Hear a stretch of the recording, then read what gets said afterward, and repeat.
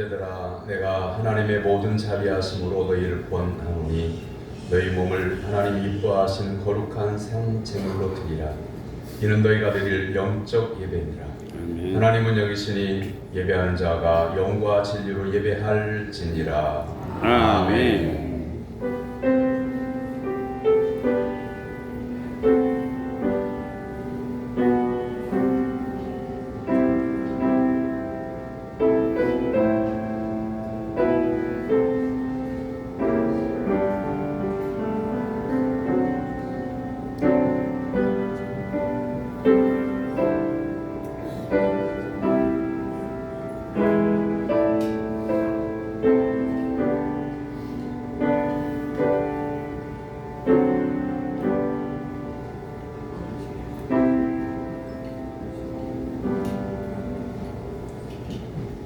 우리를 사랑해 주시는 하나님 아버지 감사합니다.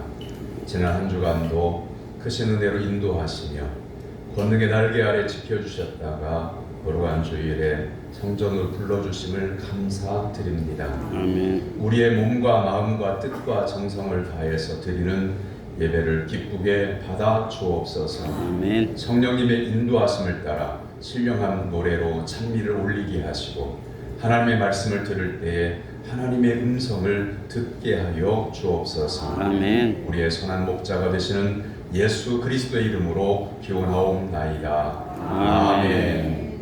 다 같이 일어나서 찬양의 찬송 1장 찬송하겠습니다.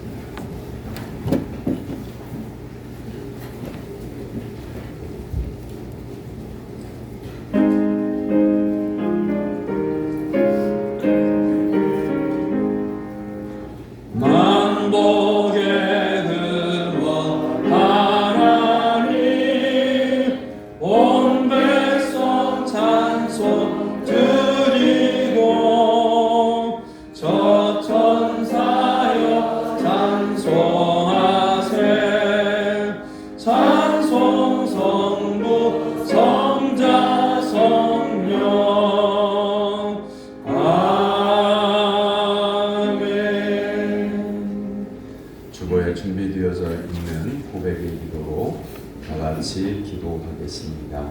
사랑의 하나님 아버지, 하나님은 저희들을 푸른 풀밭과 쉴만한 물가로 이끌어 주셨건만 저희들은 내 생각과 내 고집을 앞세우며 죄악의 길로 다녔습니다. 우리를 부르시는 목자의 다정한 음성을 들었건만 저희들은 양떼를 떠나서 그릇된 길로 나갔습니다. 하나님께서 우리에게 넘치도록 채워주셨건만 저희들은 만족하지 못하고 강조함으로 살았습니다. 살아계신 예수님의 품으로 돌아와 이 모든 죄를 회개하오니 용서해 주옵소서. 이제부터는 순종하는 삶을 살겠습니다. 예수님의 이름으로 고백의 기도를 드립니다. 아멘. 이 모든 믿음의 고백을 하나님께 드리는 성도들에게 하나님은 용서의 말씀을 선언해 주십니다. 오라 우리가 여호와께로 돌아가자. 여호와께서 우리를 찢으셨으나 도로 낫게 하실 것이요 우리를 치셨으나 싸매어 주실 것입니다.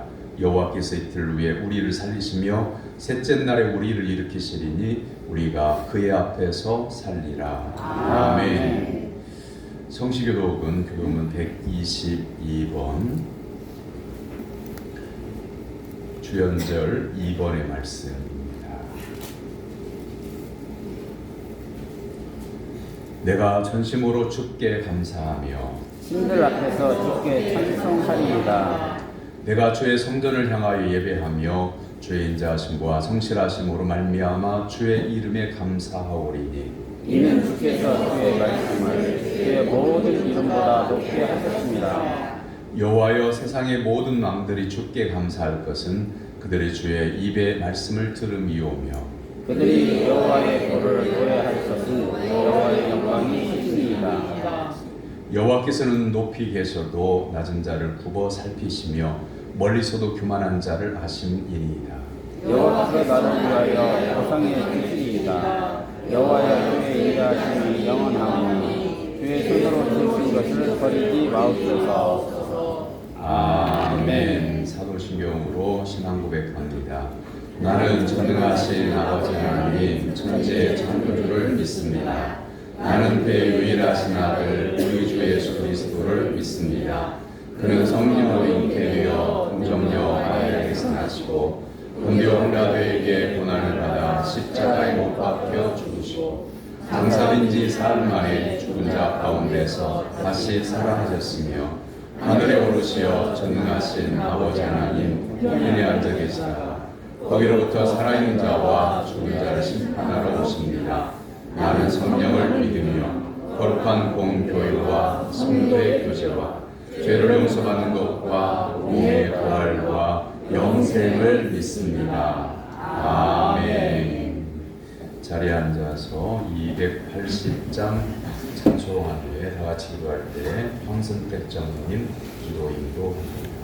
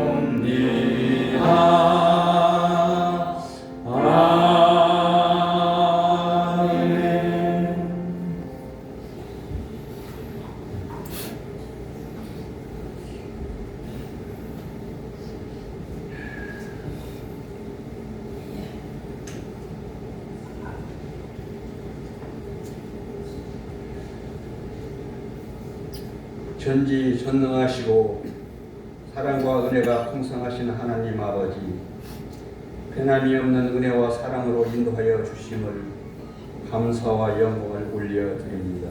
아멘. 역사를 주관하시는 하나님 아버지, 2024년을 열어주시고 새롭게 시작할 수 있도록 은총을 내려주신 또한 감사합니다. 아멘. 여호와께서 집을 세워주시지 아니하시면 집을 짓는 자들의 수고가 헛되며 여호와께서 성을 지켜주시지 아니하면 파수꾼이 깨어있으며 헛된 일이 된다고 시편 기자의 말씀을 통하여서 교훈의 말씀을 저희는 믿습니다. 2024년을 주님이 함께해 주시지 아니하시면 저희들의 수고함이 헛된 줄로 믿사오니 때마다 시간마다 저희들의 생각과 발걸음을 인도하여 주시고 아멘. 주님께서 친히 동행하여 주시기를 원하오며 기도를 합니다. 아멘. 하나님 아버지, 2024년에는 주님의 말씀에 적극적으로 순종하며 살아갈 수 있도록 도와주시고 아멘. 육의 일에 얽매여서 썩어질 것에 쫓아간 자들이 뒤지를 않게 해주시고 성령의 인도함을 받고서 성령의 열매를 맺어가는 신광교회 성도님들 모두가 될 수 있기를 기도를 합니다. 아멘. 교회의 머리가 되시는 주님, 금년에는 저희 모두는 주님의 지체됨을 감사하면서 주님의 십자가의 고난을 생각하면서 저희도 몸든 교회를 위하여 사도 바울처럼 주님의 몸인 교회와 복음으로 한 생명 구원하기 위하여 기도하며 살아갈 수 있는 지체들이 될 수 있기를 기도를 합니다. 아멘.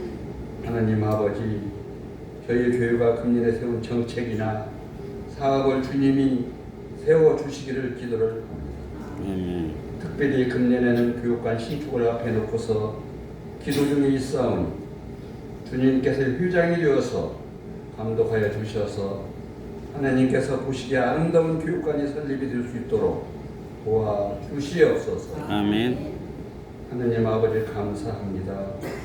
새해를 시작하며 축복 신방을 통하여서 하나님 아버지께서 귀하게 쓰시는 목사님을 통하여서 성도님들의 가정을 신방하여서 주님이 주시는 축복의 말씀이 2024년을 살아가는 저희들의 가정의 가운의 말씀으로 또한 삶 속의 이정표로 생각하며 다짐하며 살아갈 수 있도록 주님 도와주시기를 기도를 합니다. 아멘.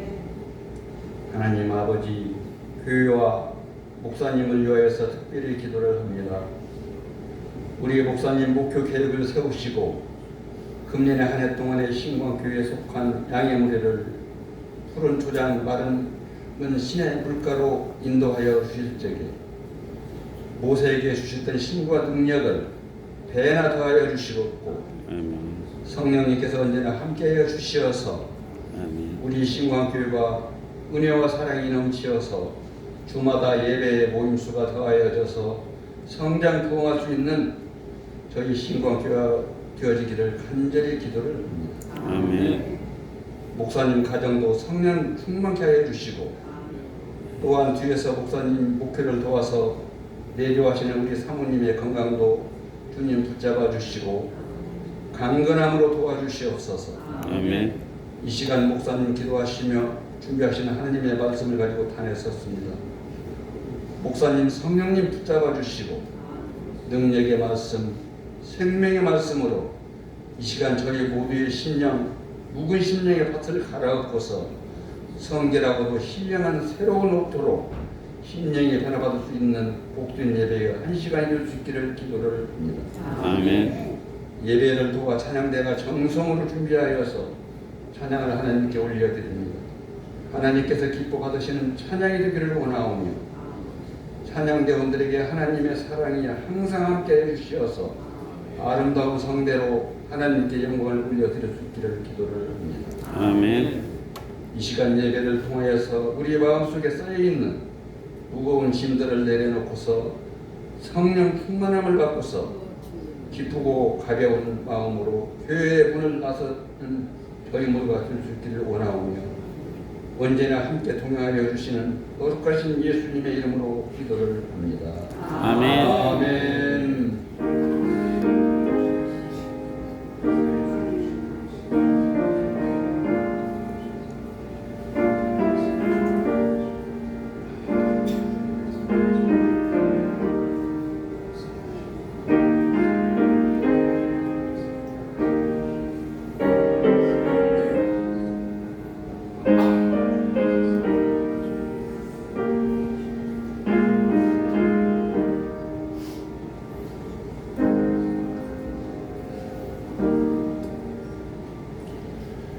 믿음으로 성도들이 하나님께 드린 예물을 봉헌합니다.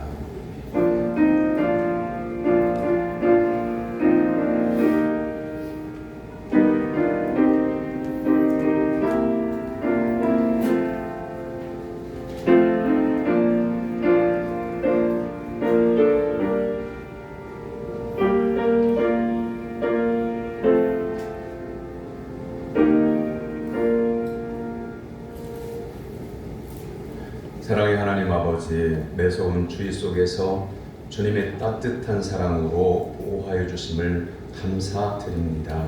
저희들에게 생명과 일용할 양식을 주신 하나님께 찬양과 영광을 올려드립니다. 하나님 앞에 믿음으로 11조를 드립니다. 날마다 인도하신 하나님 아버지께 감사의 예물을 구별하여 드립니다. 하나님께서 생명 주심을 감사해서 생일 감사헌금을, 또한 신방받음을 감사해서 신방 감사헌금을, 손자 첫 출근을 축복하고 감사하며 감사의 예물을, 추도식을 거행하고 범사에 감사하고, 또한 퇴원함으로 감사해서 하나님 앞에 예물을 구별하여 드립니다. 각자의 삶 가운데에 섭리하여 주셔서 영혼이 잘되고 범사가 잘되고 강건케 하여 주시옵소서.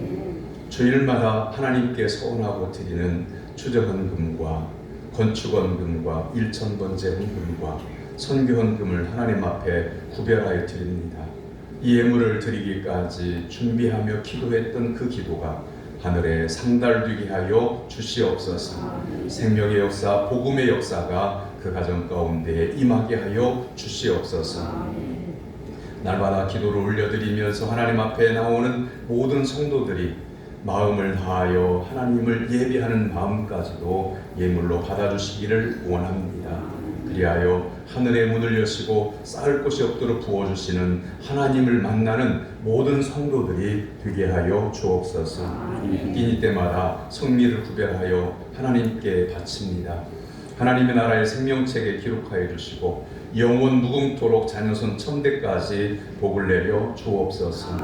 초이 속에서 차량 운행과 안내로 수고하는 성도들이 있습니다. 평생의 갈 길을 인도하여 주시옵소서.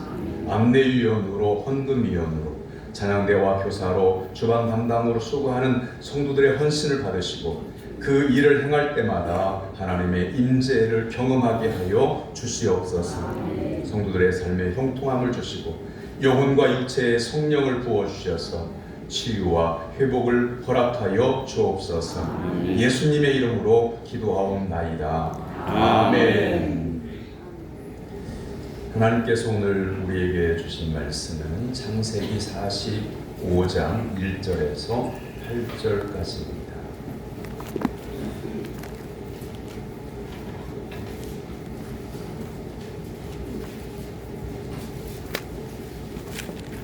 창세기 45장 1절에서 8절, 구약성경 71쪽입니다.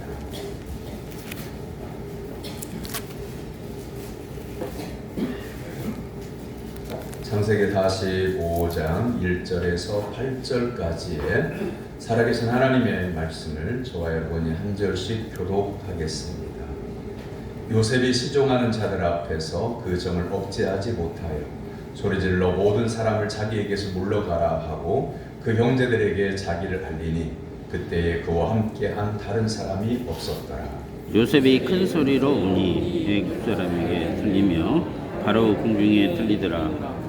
요셉이 그 형들에게 이르되 나는 요셉이라 내 아버지께서 아직 살아계시니까 형들이 그 앞에서 놀라서 대답하지 못하더라.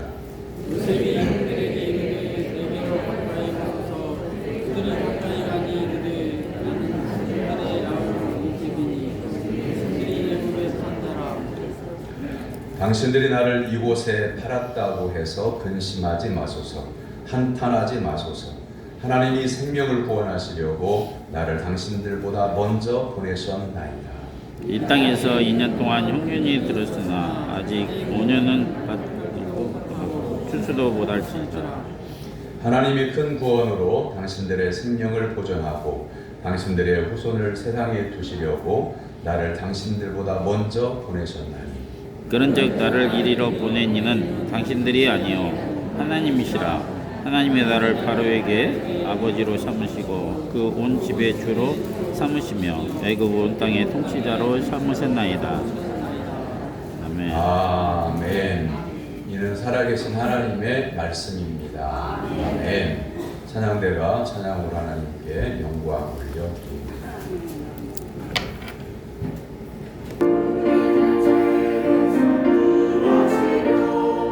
주의 소식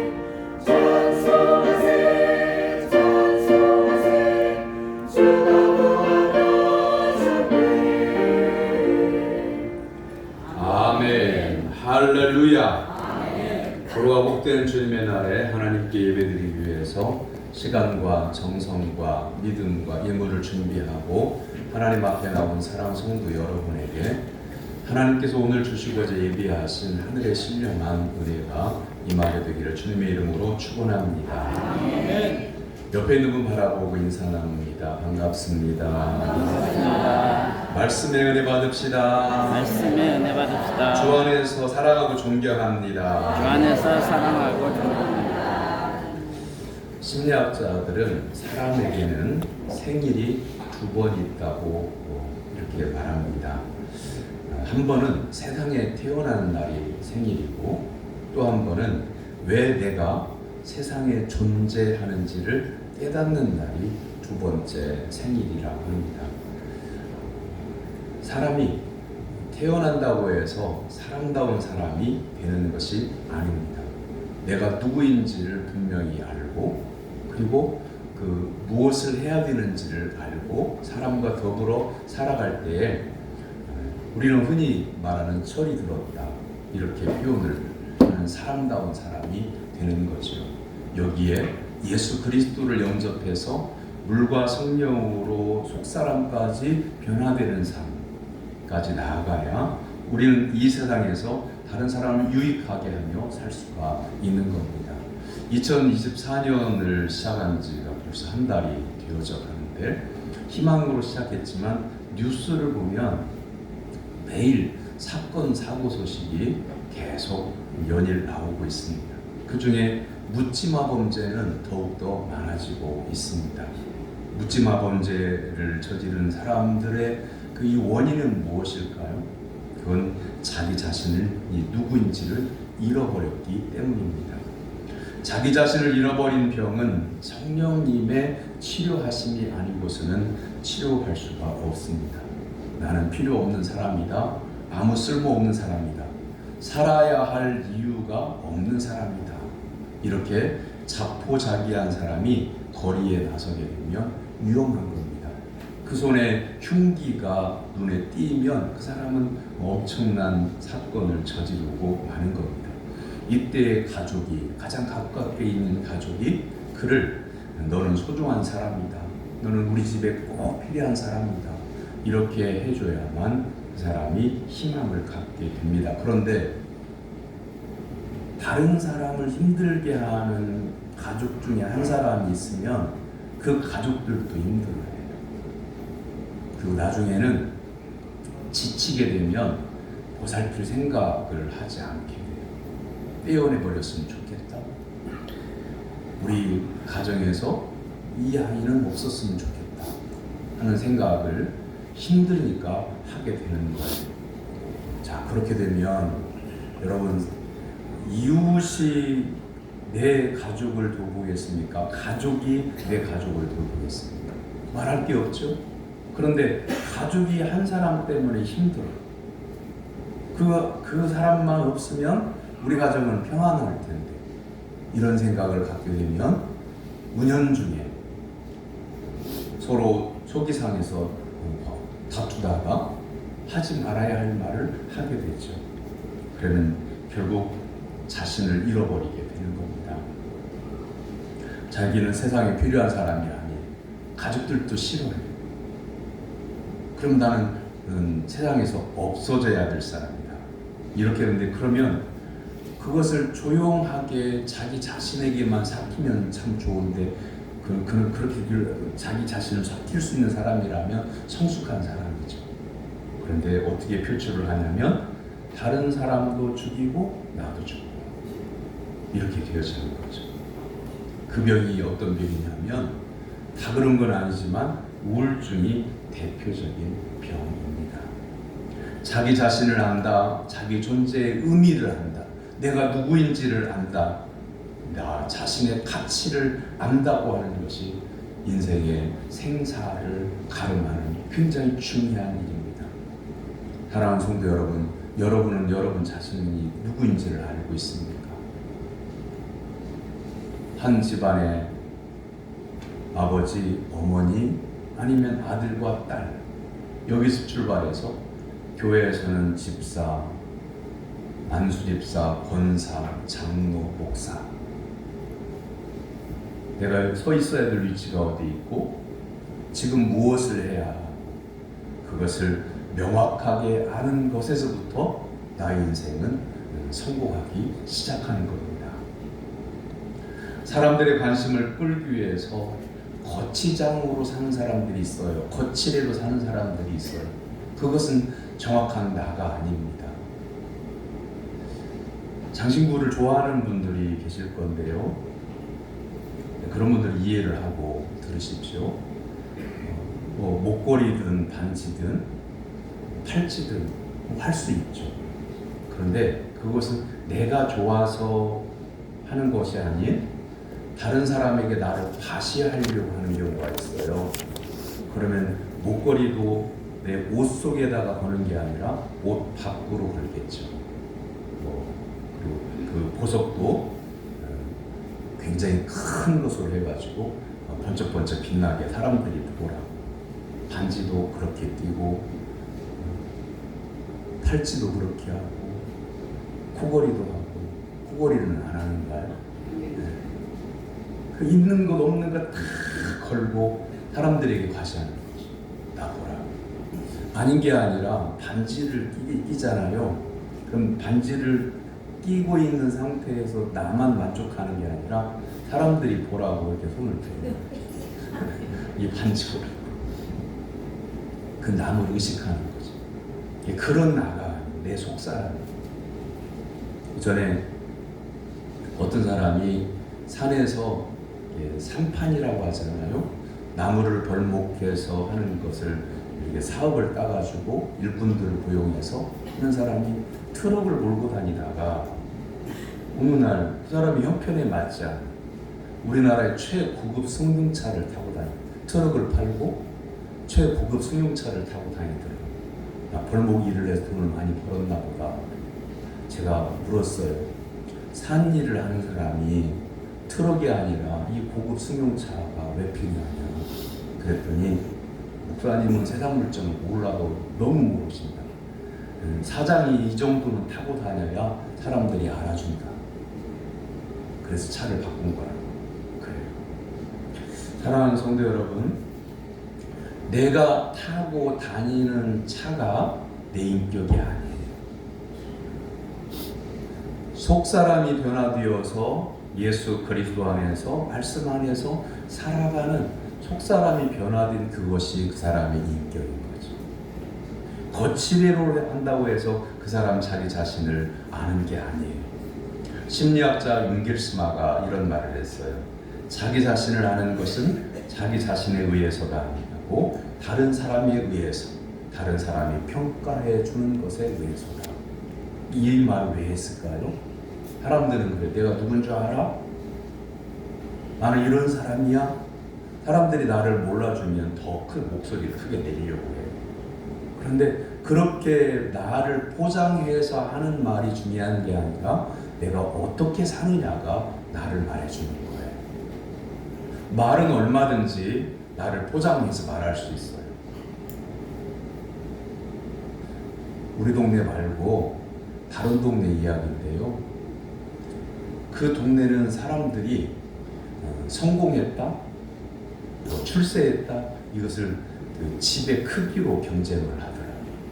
그래서 가장 최근에 집을 지을 때 그 동네에서보다 한 평 정도는 더 크게 져요. 그래서 사람들이 새 집을 지으는데 형편도 안 되는데 빚을 내가지고 집을 져요. 그러면서 새 집을 짓고 왜 입주식을 하잖아요. 집들이를 하잖아요. 그때 이렇게 동네 사람들 초대해 놓고 밥을 먹으면서 이렇게 내가 우리 동네에서 제일 성공했어. 사람들이 속에서 우러나오는 말로 축하를 해주지 못하고 그냥 그래 그냥 넘어가는 거죠. 입에 발린 말로. 그렇게 성공하는 게 아니에요. 그게 성공한 게 아니에요. 사랑하는 성도 여러분, 우리로부터 우리 윗세대 아니면 우리의 전세대 가마득한 옛날에 믿음으로 승리한 성도들의 선조 이야기에 집이 컸더라, 그것 때문에 성공했더라, 그런 대목이 있으면 여러분 찾아서 저한테 보여주시고요. 저는 본 적이 없어요. 세상에 어떤 위치 때문에 그 사람이 성공했더라라고 하는 평가를 받는 인물이 없어요. 그 사람이 어떻게 살았더라, 어떻게 믿음을 지켰더라, 그것이 그 사람을 말해주는 거예요. 누가복음 15장에 탕자 이야기가 있죠. 아버지의 재산을 가지고 가서 허랑방탕하다가 거지가 되어서 집으로 돌아옵니다. 근데 아버지의 아들로 인정해달라고 하는 게 아니라 그저 얻어먹을 수 있을 정도로 품꾼의 한 사람으로 써주소서 하고 아버지 집으로 돌아오는 겁니다. 누가복음 15장 21절에서 탕자가 이렇게 얘기를 해요. 내가 하늘과 아버지께 죄를 지었습니다. 감히 아들이라고 할 수 없습니다. 나를 품꾼의 하나로 여겨주소서. 품꾼으로만 사용하여 주시면 감사하겠습니다. 하나님과 아버지에게도 제가 죄를 지었습니다. 저는 죄인입니다. 아들의 자격이 없습니다. 그러니 그냥 품꾼의 하나로만 써주소서. 이렇게 간청하고 있습니다. 그런데 아버지의 마음은 달랐습니다. 전혀 과거를 묻지 않습니다. 네가 내 재산을 가지고 와서 탕진하고 허랑방탕한 이 못된 아들아, 이렇게 욕하지도 않으십니다. 아무런 책망도 없습니다. 아버지가 말합니다. 내 아들은 죽었다가 살았고 내가 잃었다가 다시 얻었다 하면서 잔치를 베풀어. 이것이 아버지가 죄인된 우리를 용납해 주시는 사랑을 말씀하고 있는 겁니다. 그렇다고 하면 믿음이라고 하는 게 뭘까요? 우리가 예수님을 믿는다, 우리가 신앙생활을 한다, 믿음 생활을 한다, 이렇게 말을 하는데 믿음이라고 하는 게 뭘까? 여기에서 탕자가 죄를 지었습니다. 저는 죄인입니다. 라고 회개하고 돌이킬 때 아버지가, 여기들 누가복음 15장에서는 아버지로 나옵니다만 사실은 예수님 비유하신 말씀 가운데 하나님 아버지를 가리키는 거죠. 죄인이 하나님 앞에 회개하고 나올 때 내가 너를 용서합니다 하면서 하늘 아버지께서 자녀로 인정해 주시고 거룩한 하나님의 백성으로 인정해 주시는 것이 바로 누가복음 15장의 탕자의 비유가 우리에게 말씀하고자 하는 거죠. 그랬을 때 하나님께서 나를 용납해 주시고 받아들이는 것을, 내가 그것을 받아들이는 것이 믿음이에요. 쉽게 설명을 하면 하나님 아버지께서는 내가 너의 죄를 용서하노라, 이제부터는 나의 자녀답게 살아라, 너는 어둠의 자식이 아니라 이제 빛의 자녀로 살아라, 이렇게 말씀하시는데, 아니요, 내가 뭔 그럴 수 있는 사람이니까요 하면서 자꾸 자기 자신이 죄인이기 때문에 하나님 아버지의 아들로 인정을 내가 못하겠다, 하나님 아버지가 용납해 주시고 받아들이고 인정해 주시고 의롭다 여겨 주신다고 하는데도 아니라, 그건 믿음이 아닌 거죠. 사랑하는 성도 여러분, 신앙생활할 때에 죄책감을 가지고 신앙생활하지 마십시오. 한번 하나님을 내가 구주로 믿고 예수님을 구주로 영접하고 성령 하나님의 감동을 통해서 나의 죄를 회개하고 용서함 받았으면 하나님의 자녀답게 당당하게 세상 속에서 살아가는 성도가 되길 주님의 이름으로 축원합니다. 세상 사람들 앞에서는 내가 고개를 숙이고 겸손할지라도 나를 용서하시고 오늘도 받아주시는 하나님 앞에는 품 안에 언제나 편안한 것, 언제나 하나님의 사랑을 받고 있는 거고 하나님의 은혜에 늘 감사한 거고 하나님 앞으로 성전을 향해 나갈 때도 항상 기대가 되는 것이고 내 마음이 설레는 거죠. 여러분 자녀들이 여러분을 정말 사랑하고 존경해. 우리 어머니 같은 분 없어. 이 세상 그 수많은 훌륭한 어머니들이 많이 계시지만 나는 우리 어머니가 최고야 라고 그렇게 믿는 자녀가 여러분의 생신 때든 아니면 명절 때든 아니면 그냥 어머니 뵙고 싶어서 한 번씩 고향집에 들러오든 올 때의 마음이 어떤 마음일까요? 야, 오늘은 어머니 뵈러 가는 날이다. 오늘은 그렇게 바쁜 직장일 이렇게 정리하고 모처럼 1박 2일 시간 내서 부모님 고향집으로 가는 날이다. 우리 아버지 뵙는 날이다. 이렇게 즐겁게 기쁜 마음으로 오겠잖아요. 근데 여러분, 사랑하는 성도 여러분, 예수님을 믿는 성도가 세상에서는 저롱도 갖고 말씀대로 살려고 하니까 세상 사람들이 너만 정직한 사람이냐고 이렇게 빗대어서 말하기도 하고 속상하기도 해요. 그 세상 사람들이 나를 인정 안 해줄 수도 있어요. 그러니까 두 가지를 구분해서 생각해야 돼요.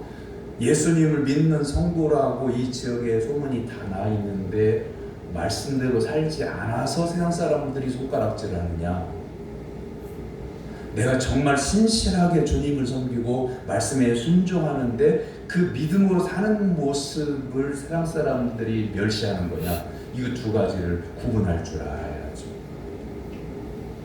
그런데 신실하게 신앙생활하면서 신앙의 핍박을 받고 있는 성도가 세상에서 주눅들 수도 있잖아요. 그런데 성전에 나올 때, 교회에 올 때마저도 교회에 올 때 마치 소가 도살장으로 끌려가는 것처럼 교회에 와서 야 쓰겠냐 그 말이죠.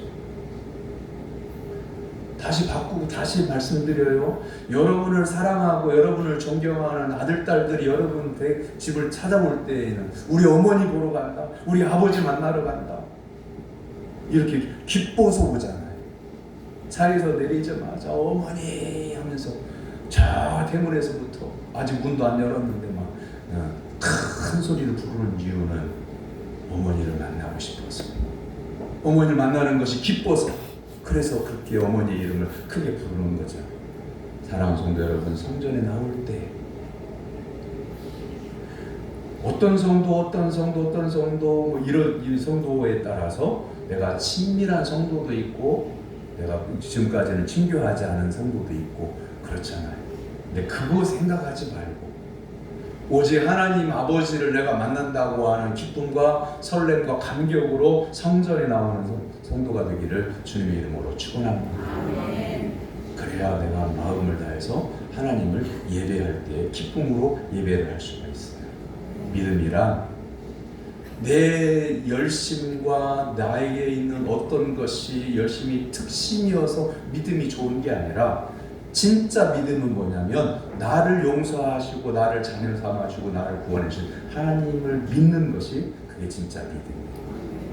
하나님께 나를 기대는 거예요. 하나님이 무서운 분이시고 기도하려고 하면 눈치를 보고, 그게 아니라 내 삶 가운데에 어려운 문제가 닥쳤을 때 언제든지 하나님 앞에 나아가 하나님 아버지라고 이렇게 이름을 불러 아리는 그 순간부터 성령에 감동되어서 기도하는 게 즐겁고, 찬송하는 것이 기쁘고, 말씀을 듣는 것이 설레임의 감격이 있는 것, 그것이 바로 하나님을 기대하고 믿는 겁니다. 그러므로 내가 무엇을 해서 하나님을 기쁘시게 할까라고 하는 것보다는 나를 사랑하시고 나를 구원해 주신 하나님께 언제든지 나를 기대도 하나님께서 나를 편하게 대해 주신다, 이 믿음으로 하나님을 의지하는 성도가 되기를 주님의 이름으로 축원합니다. 자, 이제 본문 속에서 원수가 형제로 변화되는 그런 모습을 우리가 보게 됩니다. 사실 이 본문 말씀을 드라마로 본다고 하면, TV로 드라마, 영화나 이런 걸 만들어서 본다고 하면 눈물이 없이는 볼 수가 없는 대목이에요. 보세요. 요셉은 17살 때에 형들이 죽이려고 들판에서 작당을 하고 있다가 아버지 심부름 모으는 요셉을 잡아 죽이려고 했어요. 그런데 장남, 큰형 르우벤이 야, 아버지의 아들을, 우리 형제를 죽이면 되겠냐, 그래가지고 가까스로 죽음을 모면하고 물이 없는 우물에 빠뜨려 놨어요. 근데 마침 미디안 상인들, 낙타를 타고 사막을 횡단하는 상인들이 지나가요. 그때는 무엇도 팔았냐면 사람도 팔았어요. 돈을 받고 노비로 판 거예요. 그 17살 때. 그 이후로 13년 동안 30살이 될 때까지 노예로 고생을 했어요. 결국에는 보디발 장군의 집에서 하나님의 지혜로 하나님께서 요셉을 형통하게 하셔서 보디발 장군의 집도 형통하게 하셨는데 그만 누명을 쓰고 감옥에 갇히게 돼요. 하나님의 특별한 은혜로 애굽의 총리 대신이 됐어요. 이게 13년의 세월이 노예 생활로 고생을 하는 거예요. 자, 여러분 같으면 이제 흉년이 들어가지고 아버지의 집에 있던 형들이 아버지의 심부름으로 애굽에 식량이 있다고 하는 소식을 듣고 식량을 사러 애굽으로 왔는데 요셉의 눈에 띈 겁니다. 질문할게요. 여러분이 형들이 여러분을 노비로 팔아 넘겼다. 3년 동안 남의 집에 가서 생고생을 하다가 감옥살이를 했다. 그런데 형들을 만났다. 나를 판 형들을 만났다. 가정을 해보면 여러분 어떻게 그 형들을 어떻게 대할까? 그것도 요셉은 애굽의 군대를 동원할 수 있는 총리예요. 자기 휘하에 칼 잘 쓰는 장수 몇 사람만 동원하면 형들을 다 쓸어서 죽일 수도 있어요. 권한이 있어요. 그냥 합법적으로 사용을 시킬 수도 있어요. 여러분 같으면 어떻게 하겠습니까? 속된 표현을 하면 때려 죽여도 시원치 않겠죠. 그런데 요셉은 그렇게 하지 않았어요. 형들 앞에 자기 자신을 내보이면서 형님들이 나를 팔았다고 해서 근심하지 마소서. 하나님께서 이 때를 위해서 나를 형들을 통해서 팔게 하셨습니다 하면서 형들을 맞이합니다. 이게 용서죠. 한번 질문할게요. 사람을 나에게 억울하게 한 사람을 용서하는 것이 쉬울까요? 어려울까요? 어렵죠. 쉽지 않아요. 예수님을 믿는 성도라고 해도 하나님의 사랑을 알고 하나님의 말씀을 알고 있어도 사람을 용서하는 것은 쉽지 않습니다. 한순간 그냥 서운한 말 들은 건 그걸 믿음으로 털어버릴 수 있어요. 근데 그 사람이 나를 모함해서 오랜 기간 동안 명예가 실추가 되고 물질적으로 손해를 보고 또한 심령이 상하고 가정이 풍비박산되고 그러면 그런 경우에는 사람 용서하는 게 쉽지 않아요. 네덜란드 사람 코르텐붐이라고 하는 여사가 있는데요. 제2차 세계대전 때에 네덜란드 사람들이기 때문에 독일군에게 그 유대인처럼 학살당할 대상이 아니에요. 친한 유대인을 숨겨줬다가 독일군에게 발각되면서 유대인과 같이 수용소에 감금당하게 되고 모진 고문을 당해서 부모와 동생은 독일군에게 죽고 코르텐붐은 전쟁이 끝나서 구사일생으로 살아남아서 신학교를 나와서 복음을 전하며 사는데 하나님께서 어느 날 진정한 용서를 하려면 네가 진정한 거듭났다고 하면 독일 사람들에게 가서 복음을 전해라. 감동이에요. 그래서 이 코르텐붐 여사는 하나님께 꿇 기도하여 세상 모든 곳은 다 가서 복음을 전하겠지만 독일만큼은 가지 않게 해주세요. 성령의 감동이 계속 와서 독일에 있는 교회에 가서 원수를 사랑해야 됩니다. 자기 자신이 이렇게 살아왔는데 그래도 독일도 용서합니다. 그 교회에 모인 독일 교인들이 눈물 흘리며 은혜를 받았습니다. 예배가 끝나고 난 다음에 코르텐붐 여사의 손을 잡아주며 지난날 우리가 했던 내가 한 건 아니지만 예전에 했던 히틀러 군인들이 했던 일들에 대해서 미안합니다. 용서해 주십시오. 그러면서 화해의 약수를 하는데 어떤 사람이 딱 다가오는 순간 그만 얼어붙고 말았어요. 원수를 사랑하라고 하는 말씀의 은혜를 받았습니다 하고 손을 내미는 사람이 자기 아버지와 형제를 죽인 사람이에요. 그 군이에요. 그 얼굴을 잊어버릴 수가 없어요. 앞에서 손을 내미는데 여러분 같으면 어떻게 하겠습니까? 막 그때부터 몸이 발발 떨리기 시작하는데 근데 마음속에 하나님의 음성이 들리는 거예요. 내가 나를 십자가에 못 박은 자들을 용서했던 것을 알지 못하느냐. 손을 내밀어 그 남자의 손을 잡으라. 세면 하나님의 음성에 손을 떨면서 그 남자의 손을 억지로 잡는 거죠. 그런데 그 순간 하나님의 말로 표현할 수 없는 사랑과 은혜가 그녀의 온 몸에 가득 쏟아졌어요. 은혜를 누가 받았냐면 호리템 용서의 손을 내민 호리템분 여사가 은혜를 받은 거죠. 하염없는 눈물을 흘리며 그 남자를 용서하는 순간 말로는 표현할 수 없는 평안을 누리게 되었다라고 하는 고백을 그의 책에 쓰고 있어요. 오늘 본문 5절을 보십시오. 당신들이 나를 이곳에 팔았다고 해서 근심하지 마소서. 한탄하지 마소서. 하나님이 생명을 구원하시려고 나를 당신들보다 먼저 보내셨나이다. 할렐루야. 아멘. 여러분, 저는 성경 말씀을 볼 때마다 신비로워요. 구약에 나오는 신앙의 선조들은요, 학교 다닌 적 없어요. 지금처럼 학교가 있는 것도 아니고 어느 지역에나 선생님들이 있는 것도 아니에요. 그런데 이렇게 고백할 수 있는 말을 보십시오. 어떻게 이런 말을 할 수 있을까요? 그건 하나님의 은혜를 받지 않고는, 성령의 감동을 받지 않고는 이렇게 사람이 지식을 모은다고 해도 이렇게 말할 수가 없어요. 요셉은 하나님 안에서 세상을 보고 사람을 보고 있어요. 자신을 형들이 팔아서 이날 이때까지 고생을 하고 인생이 망가졌는데 자신이 노예로 고생했던 것을 바라보지 않아요. 자신을 불러주시고 자신을 형통케 하신 하나님을 바라보고 있어요.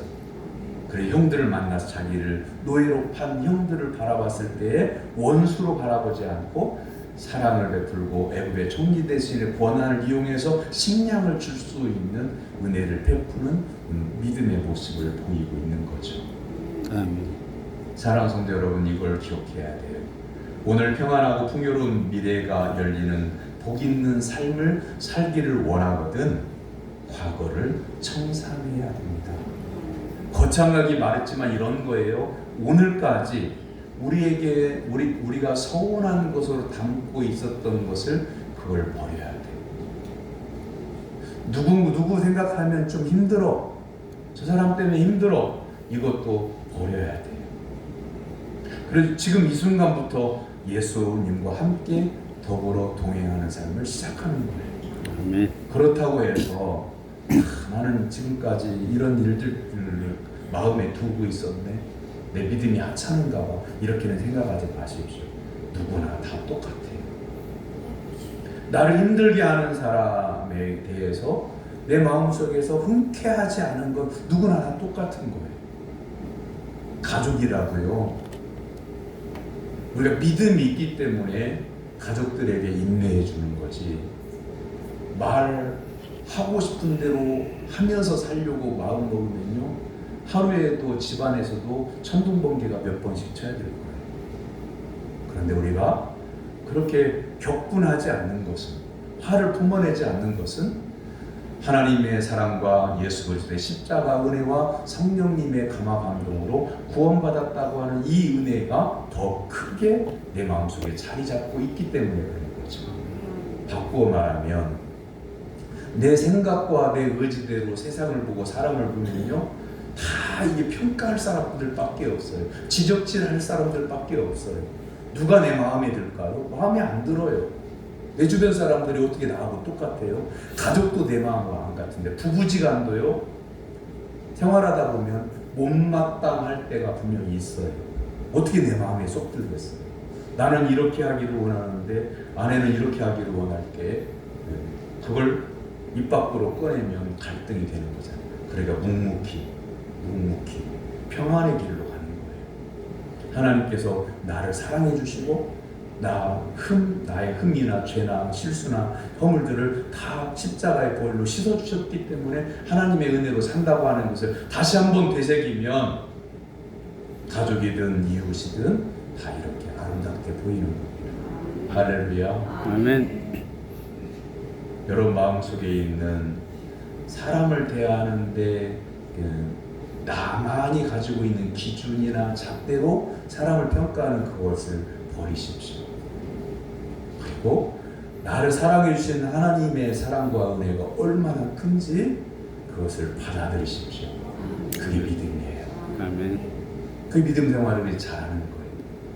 요셉은 그걸 본 겁니다. 나를 노예로 팔아버린 그 죽이고 싶은 형들을 자기의 기준으로 바라본 게 아니라 노비로 팔렸음에도 불구하고 요셉이 어디로 가든지 하나님께서 형통하게 하셨더라. 성경을 찾아보세요. 창세기의 말씀이 있어요. 그걸 요셉은 깨달은 거예요. 그래서 은혜로 형들을 바라보니까 형들이 나를 노비로 판 것은 지금 자기의 가문을 살리려고 생명을 살리려고 하나님께서 먼저 아시고 형들의 손을 통해서 팔았던 것이다. 이렇게 보고 있는 거예요. 여러분 이 일어난 사건을 어떻게 보느냐에 따라서 믿음으로 승리할 수 있고 아니면 인생이 패배자가 될 수도 있는 거예요. 같은 일을 두고도. 여러분은 사랑하는 성도 여러분은 과거를 깨끗이 잊었습니까? 그리고 믿음으로 하나님께 기도해서 하나님께 모두 다 용서를 받았습니까?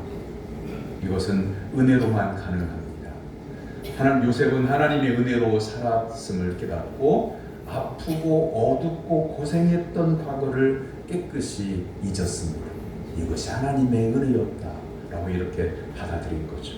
형들이 나를 팔아서 내가 여기 온 것이 아니고 하나님께서 형들을 살리시려고 나를 여기에 먼저 보내셨다. 이렇게 고백하고 있습니다. 지금부터 20년 전에 어디 오지를 찾아가고 있었어요. 근데 버스가 닿는 데서부터 차로도 한 30분을 들어가더라고요. 그런데 그 초입에서 70대 그 아주머니 한 분이 저희 아주머니라고 표현하는 것을 이해를 하십시오. 할머니라고 하면 70대 분들 하다가 할머니구나 그러실까봐 70대 진든 노인 분을 태웠어요. 어디로 가십니까? 거기 간다. 저 마침 그곳을 향해서 그 동네를 가고 있기 때문에 타시라고 했어요. 그랬더니 타자마자 첫 번째 그분이 하신 말씀이 이렇게 말씀하시더라고요. 참말로 지긋지긋하단께 금께 영감탱이가 부모님 1년만 모시면 도시로 나간다고 해서 결혼했더니만 여기 시집와서 벌써 50년째요. 영감탱이는 벌새 지 좋은 곳으로 가불고 혼자 애들 키우고 50년을 여기서 나가도 못하고 생고생을 하고 살았다는 게 그러시더라고요. 하는 내내 그 어두운 얼굴로 평생을 고생만 했다고 이렇게 한탄하시는데 한편으로는 안쓰러운 생각도 있으면서 그때 깨달은 게 있어요. 내 인생이 가난하고 또 오지 중에 오지에 살고 그런다고 할지라도 그곳은요 전국의 숨은 명소 가운데 아름다운 명소로 그렇게 소문난 곳이거든요. 그런데 그런 곳에 살아도 내가 나 자신을 이런 사람이다라고 치부해버리면 인생이 불행해진다라고 하는 거죠. 평생. 그런데 그런 시골에 살면서도 우리 동네가 우리나라의 숨은 명소 가운데 한 곳이에요. 가난한 집에 시집와서 이날 이때까지 고생하면서 살긴 했지만 자식들 도이지 나가서 자리 잡고 잘 살고 있으니 나는 엄마로서 할 도리를 다 한 것이지. 나는 내 인생 만족해. 그럼 그 사람은 행복한 거예요. 사랑하는 성도 여러분, 여러분 오늘 행복하십니까? 예전에 어떤 성도님은 우리 교회 성도님 아니에요. 옛날에 여러분 이리 시하고 익산군하고 따로 떨어져 있던 거 아시죠? 익산군에서 살고 있는 어떤 성도님이 그 동네에서 태어나고 그 동네에서 자라고 그 동네에서 시집장가도 하고 그 동네에서 애 낳고 살고 있으면서 항상 입버릇처럼 하는 말이 나는 시골에서 살 사람이 아니야. 아니 태어난 것도 본 적도 시골이고 그냥 사는 것도 시집장가에 가서 가정을 꾸리고 사는 것도 애 낳고 사는 것도 시골이고 지금 사는 것도 시골인데 언제 도시에 살아봤다고 나는 시골에서 살 사람이 아니라고. 그 사람은 항상 불행하더라. 다른 사람보다 좀 더 물질적으로 조금 더 있는데 입으로 나는 여기 살 사람이 아니야 이렇게 말을 하면서 하니까 그 사람은 항상 불행하더라. 사랑하는 성도 여러분, 내가 간중리에 태어난 거, 독일에서 사는 거, 부평에 살고 시천에 살고 오천리에 살고 신봉에 사는 거, 나는 하나님의 은혜로 내가 여기 오늘 사는 것은 내가 인간적으로 어떻게 하다 보니까 이렇게 사는 것이지가 아니라 하나님께서 나로 하여금 믿음으로 하나님 나라의 한 모퉁이를 담당하라고 나를 불러주셔서 여기에 살게 하셨습니다 라고 고백하며 사는 성도가 되기를 주님의 이름으로 축원합니다. 아멘. 기도하겠습니다.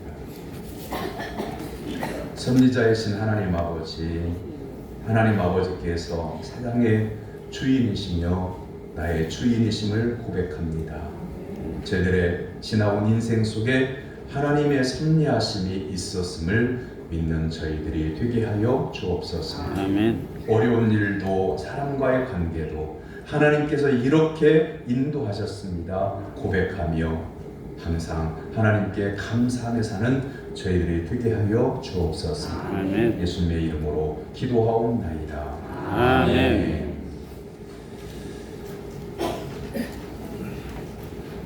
다음 주 일은 2월 첫째 주, 첫 주 감사 주일로 지킵니다.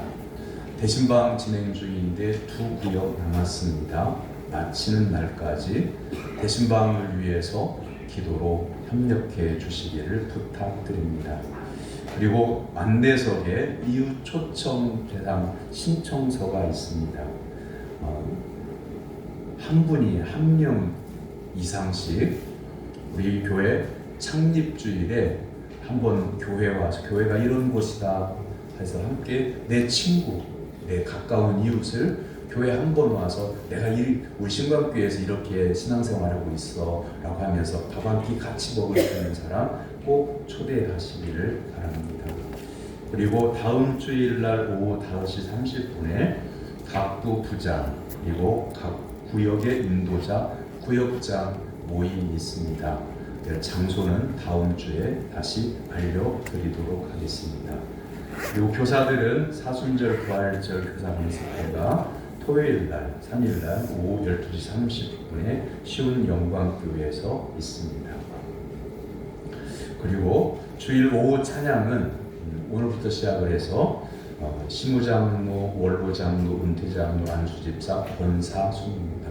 가족과 함께도 되고 친척과 함께도 됩니다. 이제 그 명단은 다음 주부터 게시하도록 그렇게 하겠습니다.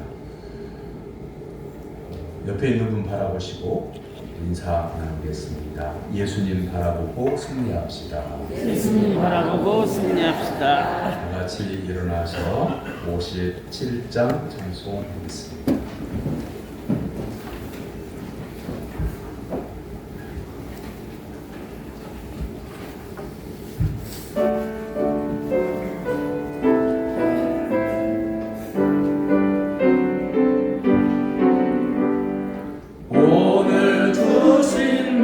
말씀에 새 힘 얻어서 세상으로 나가서 살아갈 때에 나 혼자 힘으로 늘 부족하오니 주여 나를 도우사 승리하게 하소서.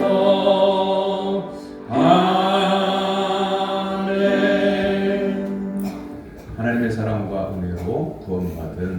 성도 여러분의 삶의 자리에 나아가 복음을 전할 것을 주님의 이름으로 위탁합니다. 아멘. 여호와는 네게 복을 주시고 너를 지키시기를 원하며 여호와는 그의 얼굴을 네게 비추사 은혜 베푸시기를 원하며 여호와는 그 얼굴을 네게로 향하여 드사 평강 주시기를 원하노라. 아멘.